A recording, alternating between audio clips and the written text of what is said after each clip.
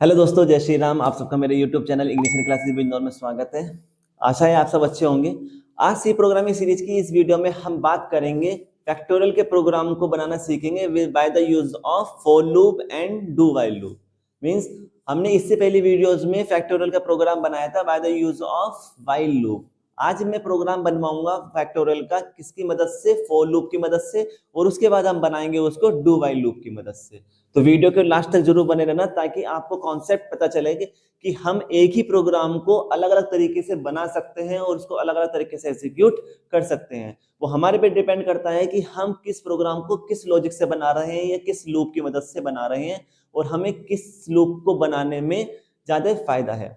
Video के last में मैं बताऊंगा आपको कि आपके पास जब कोई प्रोग्राम आता है तो आपको कौन से लूप से बनाना सबसे ज्यादा बेस्ट रहेगा, जिससे आपका टाइम भी बचे और आप इफेक्टिव भी बना सके प्रोग्राम को। ठीक है, तो वीडियो के लास्ट तक जरूर बने रहना। और आज बात करते हैं किस पर, फैक्टोरियल के program by the using of for loop. तो चलिए प्रोग्राम को स्टार्ट करते हैं। ठीक है, तो हमारा ऑब्जेक्टिव क्या है कि write a program to find the factorial of any number by using for loop in C programming. तो पहले मैं प्रोग्राम लिखता हूं, उसके बाद हम लॉजिक समझेंगे हमें किस तरीके से करना है। तो सबसे पहले हम क्या लिखते हैं, हेडर फाइल। तो हैज इंक्लूड studio.h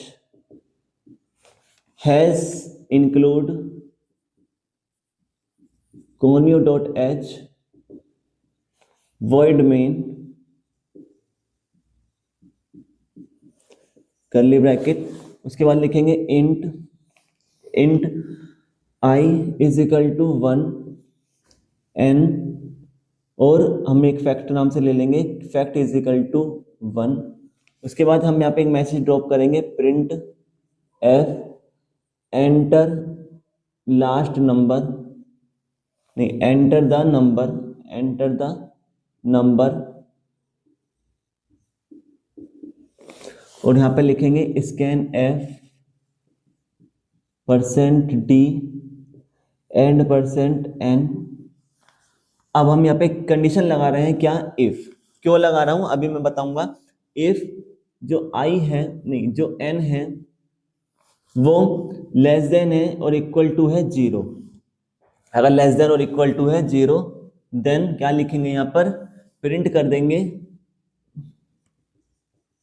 देंगे क्या, कि factorial is not possible, factorial is not possible, bracket बंद। अगर ऐसा नहीं होगा तो ये एल्स में काम करेगा, और एल्स में हम क्या करेंगे, फॉर लूप लगाएंगे। कि फॉर लूप लगाया मैंने, मार्कर हल्का चल रहा है,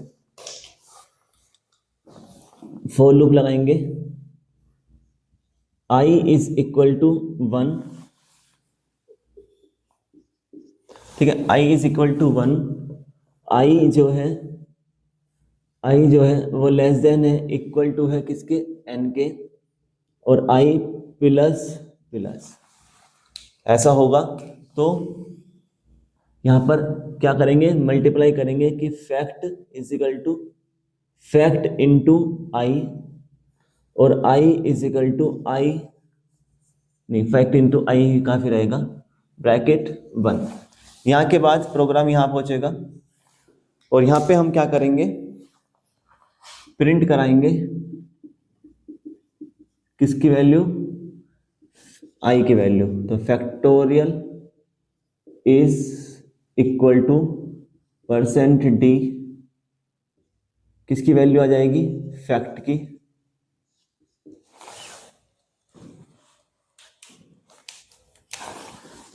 गेट ch ब्रैकेट बंद। ठीक है, तो ये हमने कोई प्रोग्राम लिखा है। ठीक है, थोड़ा टाइम को बचा के चल रहे हैं बच्चों। तो मैंने प्रोग्राम लिखा है, क्या कर रहे हैं कि मैंने इससे प्रीवियस वीडियोस में मैंने आपको, इससे पहली वीडियो में मैंने आपको फैक्टोरियल का ही प्रोग्राम करवाया है bye the using of while loop. तो जिसमें मैंने बताया कि फैक्टोरियल क्या होता है, फैक्टोरियल को क्यों निकालते हैं, यहाँ पे मैंने फैक्ट इज इक्वल टू 1 क्यों लिया है और मैंने वेरिएबल क्यों यूज किए हैं, मैंने उसमें बहुत अच्छी तरीके से डिटेल में बताया है। आज हम सिर्फ क्या कर रहे हैं, आज मैं बताने वाला हूं कि हम उसी प्रोग्राम को फॉर लूप से कैसे बनाएंगे।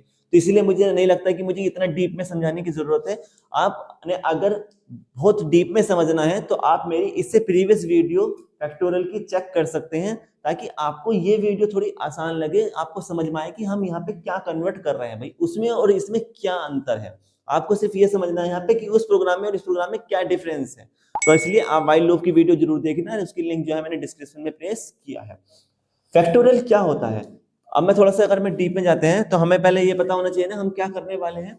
तो फैक्टोरियल क्या होता है, फैक्टोरियल को रिप्रेजेंट करते हैं इस सिंबल से, और यहाँ पे क्या लिखा होता है n। फैक्टोरियल का फॉर्मूला क्या होता है, फैक्टोरियल का फॉर्मूला होता है n(n-1)।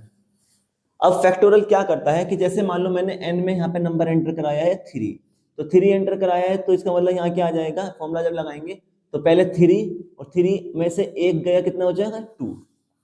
इसी तरीके से फिर ये आगे बढ़ेगा 3, अब की बार 2 बाहर आएगा तो 2, और 2 में से 1 जाएंगे तो कितने बचेंगे 1। फैक्टोरियल 1 की वैल्यू कितनी होती है 1, ये आप याद रखेंगे। फैक्टोरियल 1 की वैल्यू कितनी होती है 1 होती है। तो यहाँ से 3 इंटू 2 इंटू इस 1 की जगह कितना आ जाएगा 1। तो फैक्टोरियल 3 इज इक्वल टू 3 2 से कितने होते हैं 6, फैक्टोरियल 3 की वैल्यू कितनी आ जाएगी 6। तो मतलब क्या है कि फैक्टोरियल क्या होता है, फैक्टोरियल होता है कि जिसमें हम जो नंबर एंटर कराते हैं उस नंबर से लेकर कहां तक 1 तक सब नंबरों की क्या हो जाती है मल्टीप्लाई हो जाती है। अगर जो नंबर हमने एंटर कराया है वहां से लेके और 1 तक डिक्रीजिंग ऑर्डर में इन सब नंबरों की मल्टीप्लाई होके आ रही है, तो वही चीज क्या कहलाती है फैक्टोरियल कहलाती है। जैसे मान लो मैंने यहाँ पे 10 एंटर कराया, तो 10 के बाद क्या आता है 9 8 7 6 5 4 3 2 1। तो 10 से लेके 1 तक सभी नंबरों को आपस में मल्टीप्लाई करने के बाद जो आंसर आएगा वही इसका क्या कहलाएगा फैक्टोरियल कहलाएगा। अब बात ये आती है कि मैंने 1 तक ही क्यों किया। बच्चों अगर मैंने 1 के बाद एक और नंबर सब्ट्रैक्ट किया, इसमें एक और घटाया कम किया, तो क्या आएगा 1 के बाद 0 आ जाएगा। और हम अच्छी तरीके से जानते हैं कि अगर हम 0 की मल्टीप्लाई किसी भी नंबर से करते हैं, कुछ भी नंबर लिखा हो 10 100 500 कुछ भी लिखा हो, वो सारा क्या बन जाता है 0 बन जाता है। सभी का सभी टोटल कितना आ जाएगा 0। तो इसीलिए सिर्फ कहां तक ले जाके छोड़ते हैं 1 तक ले जाके छोड़ते हैं, 1 से नीचे नहीं ले जाते, क्योंकि 1 से नीचे लेके गए तो 0 एक चीज आती है, 0 टर्म क्या कर देगी उसको सबको 0 कर देगी। तो इसीलिए फैक्टोरियल हमेशा कहां से निकलेगा, जो नंबर आप एंटर कराओगे वहां से लेकर कहां तक सिर्फ 1 तक। बात समझ में आ गई फैक्टोरियल क्या होता है। तो मुझे क्या करना है, मुझे देखो जब ये प्रोग्राम मैंने देखा मुझे एक फॉर्मूला याद आया, तो मैंने देखा कि मुझे सिर्फ एक नंबर देने की जरूरत है इसमें, वही नंबर में एंटर कराऊंगा स्टार्टिंग नंबर कि कहां से शुरू करना है। तो जैसे मैंने कहा यहाँ पे 3 है, तो कहां से शुरू करेंगे 3 से कहां तक लेके जाना है 1 तक। यानी कि हर बार शुरू तो हमें अलग नंबर से कर सकते हैं, लेकिन लेके जाना तो कहां तक ही है 1 तक ही लेके जाना है। तो इसलिए लास्ट नंबर तो मुझे पता है, मुझे सिर्फ क्या चाहिए स्टार्टिंग नंबर चाहिए। कि मैंने रन कराया आपकी बार 3 दिया, दोबारा रन कराया तो मैंने आपकी बार 10 दे दिया, दोबारा रन कराया तो मैंने 15 दे दिया। बात समझ में आ रही है। तो हमें क्या करना है, सिर्फ एक नंबर एंटर कराना है, कौन सा स्टार्टिंग नंबर, क्योंकि एंड नंबर तो हमारा फिक्स है, वो तो 1 ही रहना है, तो उसको बार बार एंटर करने की जरूरत ही नहीं पड़ेगी। तो क्या कराएंगे, इनपुट कितनी देनी है हमें, सिर्फ एक देनी है, क्या स्टार्टिंग नंबर। कौन सा नंबर स्टार्टिंग नंबर। इसीलिए देखो मैंने यहाँ पे क्या कराया है एंटर द नंबर, मैंने एक नंबर को रीड कराया जो मैं दूंगा, तो इसलिए मैंने n माना था, तो मैंने यहाँ पे क्या करा दिया वो नंबर एंटर करा दिया n। जैसे मैंने यहाँ पे n एंटर कराऊंगा, मान लो 7 दिया तो कहाँ स्टोर हो जाएगा वो 7 में हो जाएगा। बात समझ में आ गई, फैक्टोरियल क्यों होता है वो समझ में आ गया। अब मैंने यहाँ पे फैक्ट 1 क्यों लिया है, क्योंकि मैंने बताया था कि जब भी हम इन सभी नंबरों की, जब भी हमारे पास कोई सीरीज में नंबर लिखे होते हैं, सीरीज में लिखे हैं ना 3 2 1 इस तरीके से सीरीज में लिखे हैं, तो जब भी हमें कोई नंबर हमारे पास आपस में मल्टीप्लाई करनी हो, नंबर हमारे सीरीज में लिखे हो और उन्हें आपस में मल्टीप्लाई करना होता है, तो हम क्या यूज करते हैं, एक वेरिएबल मानते हैं हमेशा, क्या 1, हमेशा मानते हैं क्या 1। ये क्यों मानते हैं इसको मैंने इससे प्रीवियस वीडियो में भी बताया है, और इससे पहले मैंने आपको सीरीज के क्वेश्चंस कराए हैं, सेपरेट सीरीज की वीडियोस बनाई हैं, उसमें मैंने बहुत डीप में समझाया है, आप वहां पर जाकर चेक कर सकते हैं। तो फैक्ट का हमने क्या माना 1। और अगर हमें यहाँ पे जो सीरीज लिखी होती है, यानी हमारे पास जब नंबरों की सीरीज होती है, अगर यहाँ पे सम करना होता, जैसे मैंने लिख दिया 3 + 2 + 1 इस तरीके से करना होता, तो हमेशा वेरिएबल क्या मानोगे 0 मानोगे, क्या मानोगे 0। ओके, यहाँ मैंने फैक्ट माना है क्योंकि मैं फैक्टोरियल से मैंने फैक्ट मान लिया। आप चाहो तो XYZ कुछ भी ले सकते हैं, यहाँ पर अपना नाम भी लिख सकते हैं, नथिंग इज इफेक्ट, कोई फर्क नहीं पड़ेगा। ओके क्लियर है। प्रोग्राम रन कराते हैं। अब देखो प्रोग्राम रन कराते हैं। ये प्रोग्राम किसके लिए बनाया है मैंने, टर्बो पर बनाया है, यानी टर्बो सॉफ्टवेयर पे। तो हम क्या करेंगे, रन कराने के लिए क्या यूज करते हैं, कंट्रोल F9, यानी कंट्रोल प्रेस करेंगे और साथ में F9, हमारा प्रोग्राम क्या हो जाएगा, कंपाइल होगा। कंपाइल होने पे हमें पता चलता है कि कोई एरर तो नहीं है। अगर एरर है तो सिस्टम पे लिखी हुई आ जाएंगी, हम उस एरर को निकाल देंगे, उसको सोल्व करेंगे। अगर एरर नहीं है तो क्या हो जाएगा, हाथों हाथ उसकी स्क्रीन पे क्या लिखा है कि हमारा आउटपुट या इनपुट एंटर करने के लिए हमसे वो बोलेगा। अब देखो क्या होना है, हेडर फाइल हो गई। हेडर फाइल क्यों होती है मैं समझा चुका हूं। क्या होती है कि यहाँ पे जो भी चीज हम यूज कर रहे हैं, जो भी फंक्शंस यूज कर रहे हैं, उन सबकी डिक्लेरेशन कहां पर होती है, इन हेडर फाइल्स में होती है। कि यानी कौन सा फंक्शन क्या काम करेगा वो कहां से पता चलेगा, इन हेडर फाइल से पता चलता है। यहाँ पे क्या होगा, इंट नाम से 3 वेरिएबल क्रिएट होंगे, आई, एन और फैक्ट। इंट नाम से 3 वेरिएबल क्रिएट हो जाएंगे, एक आई, एक एन और एक फैक्ट। क्योंकि मैंने फैक्ट में पहले से एक वैल्यू दे रखी है तो इसलिए फैक्ट इज इक्वल टू कितना हो गया, 1 हो गया। ओके, अब यहाँ पे क्या हुआ कि अब ये सिस्टम को पता चल गया कि एक आई और एक एन और एक फैक्ट, ये 3 वेरिएबल हैं जिसमें सिर्फ और सिर्फ आप कैसी वैल्यू स्टोर कर सकते हो, इंटीजर डाटा टाइप की कंप्लीट वैल्यू स्टोर कर सकते हैं, पॉइंट वाली नहीं कर सकते। अब हम नीचे आएंगे, जैसे ही कंप्यूटर में मैंने F9 किया होगा, कंट्रोलर F9, तो मेरे कंप्यूटर की स्क्रीन पे क्या लिखा है, एंटर द नंबर। या ताकि क्यों लिखा मैंने ये, ताकि मुझे पता चल जाए कि मुझे क्या करना है प्रोग्राम में। मैं ये नहीं लिखता हूं तो मुझे पता नहीं चल पाता कि मुझे क्या इनपुट करनी है। तो मैं पढ़ पढ़ के क्या कर लूं, वैल्यू को इनपुट कर सकूं, इसलिए हम क्या करते हैं कि मैसेज ड्रॉप करते हैं। यहाँ पे अब उन्होंने जैसे लिखा है कि एंटर द नंबर, तो मैं नंबर एंटर कराऊंगा, तो मैंने 3 लिखा और एंटर प्रेस किया। तो मैंने 3 लिखा और एंटर प्रेस किया, तो मैंने किस में एंटर कराई है, किस में स्टोर कराई है वैल्यू, एन में। यहाँ जो लिखा है उसी में जाएगा ना नंबर वो, तो यहाँ एन लिखा था तो इसलिए एन में कितना स्टोर हो गया, 3 स्टोर हो गया। क्लियर है। अब आते हैं नीचे, मैंने अभी बताया था कि फैक्टोरियल जो होता है वो लास्ट में कहां तक लेके जाते हैं, 1 तक लेके जाते हैं, 0 तक नहीं लेके जाते। अब मान लो मैंने किसी बच्चे ने, कोई शरारती बच्चा बैठा हुआ है और उसने 0 एंटर करा दिया, क्योंकि जब यहाँ पर कहा था ना एंटर द नंबर, तो हो सकता है कोई शरारती बच्चा हो तो उसने कितना वैल्यू करा दिया, 0 एंटर करा दिया। तो क्या होता है, 0 को तो 0 ही आना है। मैंने बताया था भाई 0 को तो किसी से मल्टीप्लाई करो क्या आता है, 0 ही आता है। तो इस केस में क्या होता है कि 0 का भी 0 आना है और 1 का कितना आता है, 1 आता है। तो इनको, इनका कोई फैक्टोरियल निकालने की जरूरत है नहीं है ना। तो इसीलिए मैं क्या कर रहा है, मैंने एक कंडीशन लगाई है, कौन सी, इफ की कंडीशन। कौन सी कंडीशन लगाई है, इफ की कंडीशन लगाई है। क्या कि अगर जो n है, अगर n की वैल्यू क्या है, 0 से लेस देन है और इक्वल टू है, तो जो फैक्टोरियल है वो पॉसिबल नहीं होगा। भाई सीधी सी बात है, अभी भी बता रहा हूं क्या, कि 0 का फैक्टोरियल पॉसिबल नहीं है। और 0 से नीचे जो नंबर है, 0 से जो नीचे के नंबर हैं, 0 के नीचे के नंबर क्या होते हैं, माइनस वाले नंबर, जैसे माइनस के 1, माइनस के 2, तो इनका फैक्टोरियल भी नहीं निकलता। फैक्टोरियल किसका निकलता है, 0 से ऊपर वाले नंबर का, 1 का, 2 का, 3 का, इस तरीके से। तो अगर 0 या 0 से नीचे के नंबर है तो उनका फैक्टोरियल नहीं निकालते, माइनस के फैक्टोरियल नहीं निकलता है। इसलिए मैंने यहाँ कंडीशन लगा दी कि अगर जो नंबर आप एंटर करा रहे हो वो 0 से लेस देन है या 0 के बराबर है, अगर ऐसा होगा तो क्या होगा, फैक्टोरियल इज नॉट पॉसिबल लिखाएगा। कैसे, यहाँ आएगा इफ n में कितनी वैल्यू स्टोर है, यहाँ पे 3 है। मान लेते हैं कि n में कितनी है, मैंने कितनी वैल्यू स्टोर कराई है, 0। थोड़ा चेंज करता हूं ना, क्योंकि मुझे बताना है कैसे होना है ये। तो यहाँ पे मैंने लिखा कि n में कितनी वैल्यू है, 0।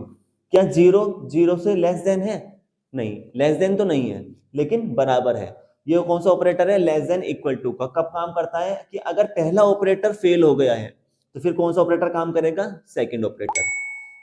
तो जब यहाँ n में 0 था तो 0 0 से छोटा नहीं है, लेस देन नहीं है, पहला ऑपरेटर फेल हो गया, अब कौन सा ऑपरेटर काम करेगा, दूसरा। क्या 0 0 के बराबर है, हाँ 0 0 के बराबर है। अगर कंडीशन ट्रू हुई है, यहाँ पे कंडीशन कैसी हो गई, ट्रू हो गई।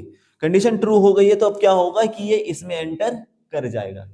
ठीक है, मैंने इफ और एल्स की आपको कंडीशन कराई है, बहुत सारे प्रोग्राम बनवाए हैं, तो आपको अब समझ में आ गया होगा। तो क्या होगा, इसमें एंटर कर जाएगा।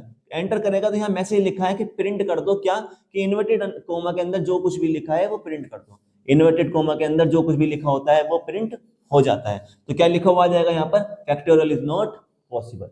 फैक्टोरियल पॉसिबल है ही नहीं। बात समझ में आ गई।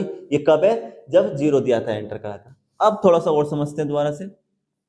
क्या अब की बार मैंने क्या किया, जो मैंने अभी एंटर कराया था, ये बताया था कि मैंने एन में कितना एंटर कराया है, 3 एंटर कराया है। एन में क्या एंटर करा दिया, 3 एंटर कराया है। तो अब क्या होगा, यहाँ आएगा एन में कितनी वैल्यू है, 3, n में कितनी वैल्यू है 3। क्या 3 0 से छोटा है, लेस देन है? नहीं, 3 तो बड़ा होता है, तो 3 0 से लेस देन नहीं है। क्या उसके बराबर है? नहीं, 3 0 के बराबर भी नहीं है। कंडीशन कैसी हो गई? कंडीशन हो गई फॉल्स। कंडीशन कैसी हो गई? फॉल्स। अभी हमने पढ़ा है कि अगर इफ कंडीशन कब काम करती है, जब कंडीशन ट्रू होती है तब ये इसके अंदर एंटर करता है। लेकिन यहाँ तो कंडीशन फॉल्स हो गई है, तो कंडीशन जब फॉल्स हो जाती है तो ये कहाँ पहुंचता है? इसमें एंटर नहीं करेगा, कहाँ पहुंच जाता है? एल्स पे पहुंच जाता है। समझ में आई चीजें? तो क्या हुआ कि क्योंकि कंडीशन फेल हो गई है तो अब ये इसमें एंटर नहीं करेगा, कहाँ पहुंचेगा सीधा? अब यहां से सीधा कहाँ पहुंचेगा? एल्स पे पहुंच जाएगा। ठीक है, तो ये फेल हो गया, यहां आ गया एल्स पे। अब एल्स में मैंने क्या किया है? मैंने एल्स में लूप लगाया है। कैसा? For loop. ये है फॉर लूप। इसको मैंने एग्जीक्यूट करने का तरीका बताया है आपको कि जब मैंने आपको टाइप्स ऑफ लूप्स पढ़ाई हैं, उस पर सेपरेट वीडियो बनाई है, तो उसमें मैंने 3 लूप पढ़ाए थे, व्हाइल लूप, फॉर लूप और डू व्हाइल लूप। तो फॉर लूप मैंने बहुत अच्छे से समझाया है, आप उसको चेक कर सकते हैं वीडियो को, लिंक जो है वो डिस्क्रिप्शन में मैंने प्लेस किया है। फॉर लूप क्या करता है? ये लीनियर सीक्वेंसिंग में काम आता है, यानी कि जब मैं ये चाहता हूं कि बहुत सारा काम मेरा एक ही लाइन में हो जाए तो हम तब यूज करते हैं फॉर लूप। तो मैंने देखो यहाँ पे फॉर लूप लगाया। फॉर लूप कैसे काम करता है कि अगर पहली कंडीशन ट्रू है, पहली कंडीशन ट्रू है तो कौन सी काम करती है? दूसरी कंडीशन क्या करती है? काम करती है, बंद करती है। अगर पहली कंडीशन फॉल्स है तो फिर क्या काम करती है? फिर तीसरी कंडीशन काम करती है। बात समझ में आ गई कि कौन सी काम करती है? तीसरी। तो इसी तरीके से समझना कैसे होता है, देखो ध्यान से समझना बहुत। i इज इक्वल टू कितना है? 1।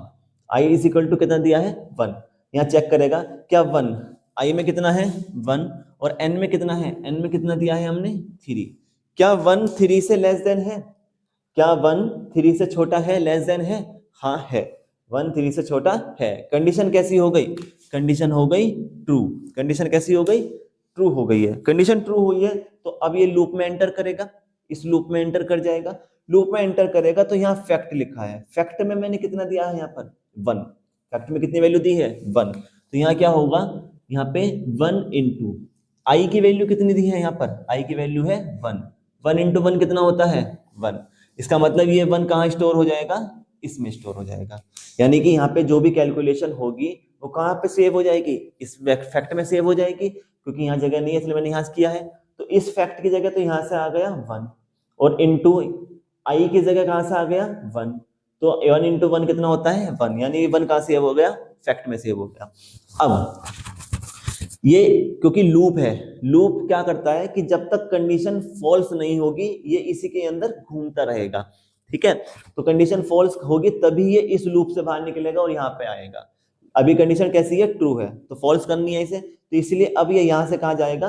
इस पर जाएगा, क्योंकि हमने पहली कंडीशन का तो यूज कर लिया है। तो पहली कंडीशन को यूज कर लिया तो अब किसको यूज करेंगे? थर्ड को। अब यहाँ लिखा है आई प्लस प्लस। बच्चों ये कौन सा ऑपरेटर है? ये कौन सा ऑपरेटर है? ये है इंक्रीमेंट ऑपरेटर। अब वो भी कौन सा? ये है पोस्ट इंक्रीमेंट, सॉरी प्री नहीं, पोस्ट इंक्रीमेंट। पोस्ट इंक्रीमेंट का मतलब कि पहले ही काम करेगा उसके बाद उसको यूज करेगा। तो काम तो हो चुका है, अब इसको यूज करेंगे, इसको क्या करेंगे? बढ़ाएंगे। ठीक है, अब देखो क्या हुआ? आई प्लस प्लस। आई प्लस प्लस का मतलब क्या होता है कि एक वैल्यू उसकी बढ़ा दो। आई प्लस प्लस का मतलब होता है आई प्लस 1, यानी आई में जो भी वैल्यू है उसमें एक वैल्यू बढ़ा दो।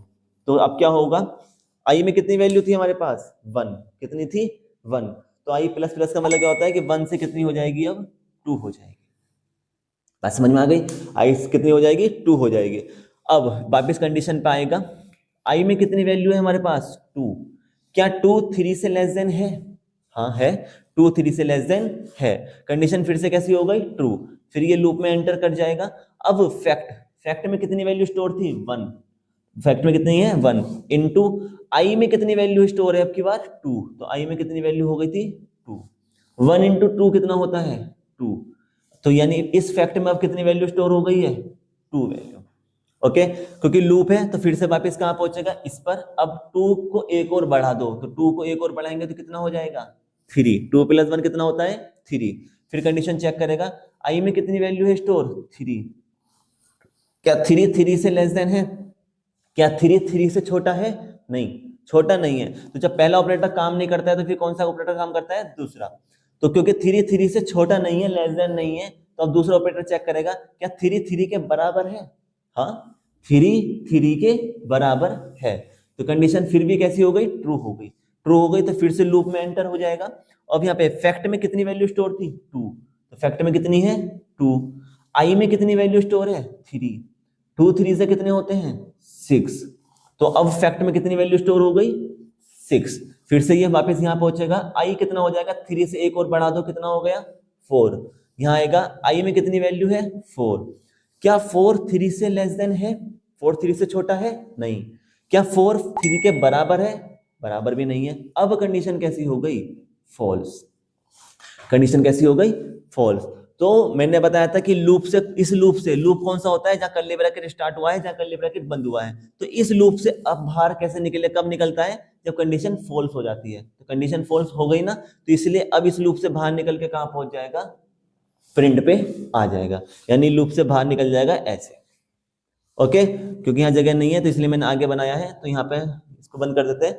तो अब यहाँ के बाद लाइन ये लिखेंगे आप, तो अब क्या होगा कि लूप से बाहर निकल जाएंगे, लूप से बाहर निकल के कहाँ आ गए इस पर। यहाँ मैंने मैसेज दिया है कि प्रिंट करनी है क्या, यहाँ पे जो कुछ लिखा है, तो इन्वर्टेड कोमा के अंदर जो कुछ लिखा होता है वो प्रिंट हो जाता है। प्रिंट इन्वर्टेड कोमा के अंदर क्या लिखा है, पहले फैक्टोरियल, तो पहले लिखा आएगा फैक्टोरियल, उसके बाद क्या लिखा है इज, उसके बाद क्या है इक्वल टू। परसेंट डी का मतलब क्या होता है, क्योंकि इंटीजर को किससे रिप्रेजेंट किया जाता है, परसेंट डी से, तो जहां भी परसेंट डी लिखा आ जाए तो आप समझ जाना क्या होना है, नंबर प्रिंट होना है, लेकिन कौन सा नंबर, जो यहाँ पर स्टोर किया गया है। तो फैक्ट में मेरे पास लास्ट में क्या नंबर सेव हुआ है 6, सबसे लास्ट में क्या रह गया था 6, तो फैक्ट में कितना होगा 6 होगा, तो हमें फैक्टोरियल इज इक्वल टू आ गया। परसेंट डी का मतलब क्या होता है कि परसेंट डी का मतलब होता है नंबर प्रिंट करना है, लेकिन किसका, कहां से, जो फैक्ट में सेव है, तो फैक्ट में कितना नंबर सेव है 6, तो इसलिए परसेंट डी की जगह पे क्या आ जाएगा 6, ये हमारी आउटपुट कंप्यूटर की स्क्रीन पर लिखी हुई आ जाएगी। फिर उसके बाद गेट सीएच, गेट सीएच का काम क्या होता है कि कंप्यूटर की स्क्रीन को रोक के रखना, होल्ड करके रखना, क्योंकि जब हम टर्बो पे काम करते हैं तो टर्बो की स्क्रीन भाग जाती है, तो टर्बो की स्क्रीन को रोकने के लिए हम क्या यूज करते हैं, गेट सीएच का यूज करते हैं। तो हमारे प्रोग्राम की आउटपुट कितनी आ गई, फैक्टोरियल इज इक्वल टू 6। ध्यान से देखो कि 3 का जब फैक्टोरियल निकालते हैं तो कितना आता है फैक्टोरियल 3 का, 3 में से फिर एक कम करेंगे 2, फिर एक कम करेंगे 1, 3 2 से कितने होते हैं 6, तो 6 की 1 से करेंगे तो 6 कितना आया 6 ही आया ना, तो यही तो मेरा आया है 6। बात समझ में आ गई। तो ये है फैक्टोरियल का program by the using of for loop. इसी प्रोग्राम को अगर कोई स्टूडेंट किसके लिए बनाना चाहता है, किसी भी कंपाइलर के लिए ऑनलाइन कंपाइलर करना चाहता है, तो हम कैसे बनाएंगे, ये तो स्टूडेंट के लिए हो गए, अब हम इसको कन्वर्ट कर रहे हैं किसमें, ऑनलाइन कंपाइलर पे। बच्चों याद रखना, आप टर्बो पे जब भी काम करोगे तो टर्बो पे आपको स्क्रीन को होल्ड करने के लिए गेट सीएच लगाना ही पड़ेगा, और अगर गेट सीएच लगा रहे हो तो गेट सीएच किसके साथ क्या लगती है, conio.h की हेडर फाइल लगती है, और गेट सीएच के साथ क्या आता है, वॉइड मैन आता है। अगर आप ऑनलाइन कंपाइलर पे काम कर रहे हैं, किस पर, ऑनलाइन कंपाइलर पे, तो ऑनलाइन कंपाइलर में क्या होता है कि जैसे यहाँ पे हमने प्रोग्राम बनाया तो उसके बराबर में ही क्या आ जाती है, हमारी आउटपुट लिखी हुई आ जाती है, तो उसमें स्क्रीन भागती नहीं है। तो जब स्क्रीन भाग नहीं रही है तो मुझे क्या गेट सीएच की जरूरत पड़ेगी, नहीं पड़ेगी, तो गेट सीएच की जगह मैं क्या लिखता हूँ यहाँ पर, फिर रिटर्न लिखता हूँ, रिटर्न 0, क्योंकि जब यहाँ पे हमने प्रोग्राम बनाया और बराबर में ही हमारे क्या आ गई है, आउटपुट आ गई है। तो जब आउटपुट हमारे बराबर में शो कर रही है, स्क्रीन भागी नहीं है, तो स्क्रीन को होल्ड करने की जरूरत पड़ेगी, नहीं पड़ेगी, तो स्क्रीन को होल्ड करने की जरूरत नहीं है, तो इसका मतलब गेट सीएच की जरूरत नहीं है, क्योंकि गेट सीएच का काम क्या होता है, स्क्रीन को होल्ड करके रखना। तो गेट सीएच को हटा देंगे, गेट सीएच को हटाया है तो क्या लिख देंगे यहाँ पे, रिटर्न 0। अब क्योंकि रिटर्न लिखा है तो रिटर्न के साथ हमेशा क्या यूज होता है, इंट, ये याद रखेंगे। गेट सीएच के साथ क्या यूज होता है, वॉइड मेन, और हमेशा रिटर्न के साथ क्या यूज होता है, इंट, क्योंकि गेट सीएच को हटा के रिटर्न लिखा है, तो रिटर्न लिखा है तो यहाँ पे क्या लिखना पड़ेगा, इंट लिखना पड़ेगा। अब क्योंकि इंट लिख दिया है और ये लिख दिया है, तो अब इसकी हेडर फाइल की मुझे कहीं जरूरत पड़ेगी ही नहीं, इसकी जरूरत नहीं पड़ेगी, तो इसलिए इसको भी हटा सकते हैं। तो अब ये प्रोग्राम किसके लिए बन गया है, फॉर ऑनलाइन कंपाइलर, या किसी भी सॉफ्टवेयर पे आप काम कर रहे हैं उसके लिए बन जाएगा। बस याद रखना कि अगर टर्बो पे बना रहे हैं तो टर्बो पे आपको गेट सीएच की जरूरत पड़ेगी स्क्रीन को रोकने के लिए, ठीक है। तो ये सेम प्रोग्राम है, ऐसे ही रन होगा जैसे मैंने आपको कराया है, बस फर्क क्या हो जाएगा, ये किसके लिए है, ऑनलाइन कंपाइलर के लिए है, ठीक है। तो स्टूडेंट्स, आई होप आपको वीडियो अच्छी लगी होगी, कंटेंट पसंद आया होगा और समझ में आया होगा कि हम फॉर लूप का यूज कैसे करते हैं और कहां पर करते हैं। फॉर लूप में एक फायदा बस ये होता है, मैंने आपको कहा था कि मैं लास्ट में फायदा बताऊंगा, तो उसका बेनिफिट ये है कि अगर हम व्हाइल लूप या डू व्हाइल लूप यूज करते हैं तो हमें क्या करना होता है कि जो ये फर्स्ट वैल्यू होती है ये ऊपर बतानी होती है, और यहाँ पे जो ये हम इंक्रीज कर रहे हैं वैल्यू को या डिक्रीज करते हैं इसको नीचे बताना होता है, प्रोग्राम में फॉर्मूले के नीचे बताना होता है। जैसे मैंने इससे पहली वीडियो में जब व्हाइल लूप से बनाया था तो मैंने इसके नीचे आई की वैल्यू बढ़ाई थी, इंक्रीज की थी। फॉर लूप का फायदा ये होता है कि आप 3 काम एक ही लाइन में लिख सकते हैं, यानी आप फर्स्ट वैल्यू दे सकते हैं, उसी के साथ आप कंडीशन लगा सकते हैं और उसी के साथ आप वैल्यू को इंक्रीज कर सकते हैं। तो फॉर लूप में फायदा क्या है, इसको क्या बोलते हैं, लीनियर सीक्वेंसिंग बोलते हैं, यानी आप 3 कंडीशन एक साथ लगा सकते हैं, 3 चीजों को एक साथ क्या कर रहे हैं, काम करने के लिए दे रहे हैं। तो इसीलिए फॉर लूप ज्यादा इफेक्टिव होता है कंपेयर टू व्हाइल लूप और डू व्हाइल लूप। तो आप फॉर लूप से प्रोग्राम बनाएंगे तो आपके 3 लाइनें जो 3 लाइनें हैं वो एक ही लाइन्स में काम कर देंगी। ठीक है, वीडियो पसंद आई है, आई होप आपको वीडियो पसंद आई होगी, कंटेंट अच्छा लगा होगा। अगर कंटेंट अच्छा लगा है तो वीडियो को लाइक करेंगे, शेयर करेंगे अपने फ्रेंड्स में, और चैनल को सब्सक्राइब करना ना भूलें, साथ ही बेल आइकन जरूर प्रेस करना ताकि मेरी आने वाली वीडियोस आप तक पहुंच सके। मेरे चैनल पे आपको और इंजीनियरिंग सब्जेक्ट भी चल रहे हैं, आप उनको भी विजिट कर सकते हैं, उनको भी देख सकते हैं और अपने दोस्तों में शेयर कर सकते हैं। मिलेंगे नेक्स्ट वीडियो में जल्दी, सी प्रोग्रामिंग सीरीज की नेक्स्ट वीडियो में मिलते हैं, नेक्स्ट वीडियो में।